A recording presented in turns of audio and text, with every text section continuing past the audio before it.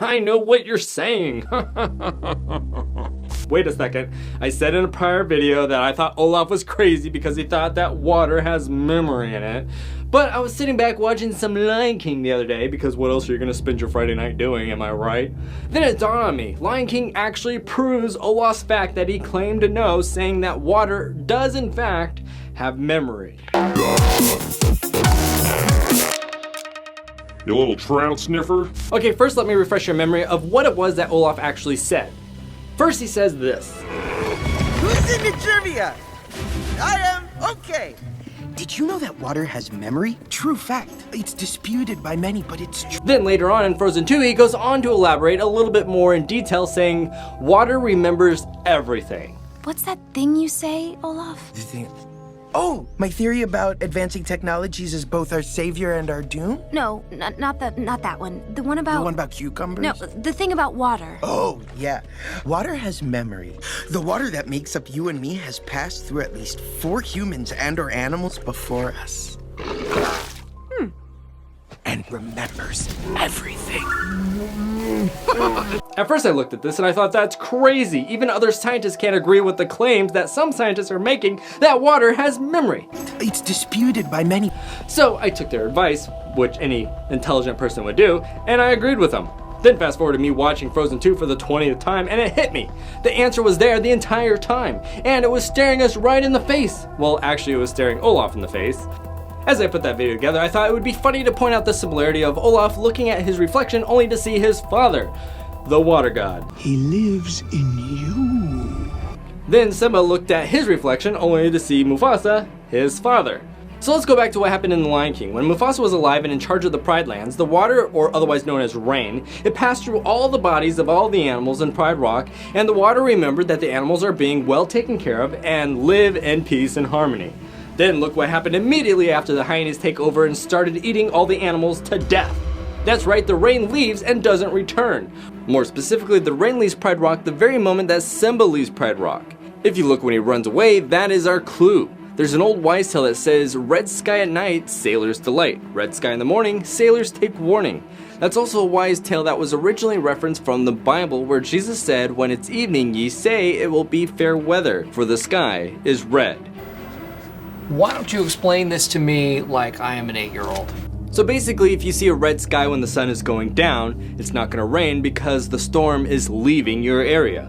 But if you see a red sky in the morning when you wake up, that means the storm is moving into your area. Why don't you explain this to me like I'm 5? And we know it's night, not morning, because immediately after this moment, Scar delivers the bad news, and it's nighttime. So here's all the proof that we need that the rain left the moment that Simba left. It isn't until after Simba comes back, takes control of the Pride Lands, do we see the rain finally return to the Pride Lands. Because the rain remembers Simba. More specifically though, if you look at the fight scene at the very end, there's lots and lots of fire, but no rain. We don't see a single drop of water until the exact moment that Scar dies. Or at least it is implied that he dies. Then, and only then, does the heavens open up and life returns, aka the water. Which brings us back to present day Frozen 2.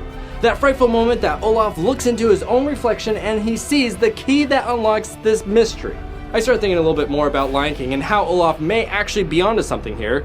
Maybe I was thinking a little bit too much about this actually, but follow me with this weird little theory here. Olaf is made up of snow, which we all know is made up of water, so essentially Olaf is literally walking and talking water. And when he died, his snow returned to its source, the waterfall.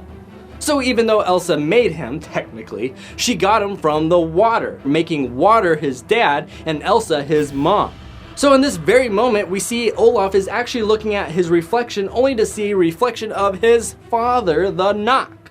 Remember who you are. And just like the circle of life, we find ourselves making a complete circle right back to Lion King. We see Simba talking to his dad, Mufasa.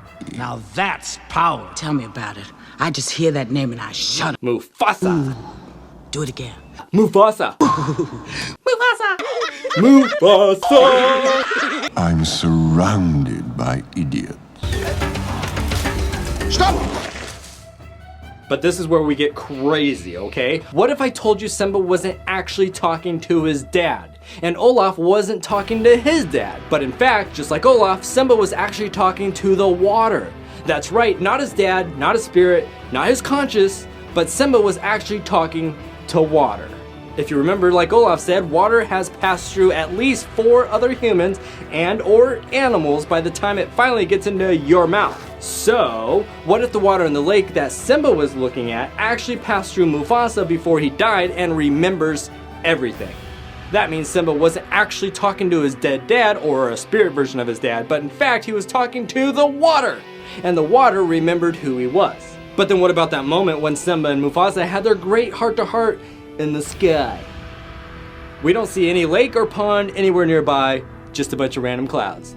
Well, that actually reinforces the fact that water has memory. Again, Simba wasn't talking to his dad or a spirit version of his dad, but in fact he was talking to water. Because why? Because all clouds are is basically evaporated water. So my conclusion is that according to the true story of Lion King, the water remembered who his dad was.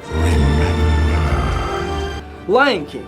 Out of all the movies, it turns out that Lion King is the one that confirms Olaf's theory that water is indeed full of memory.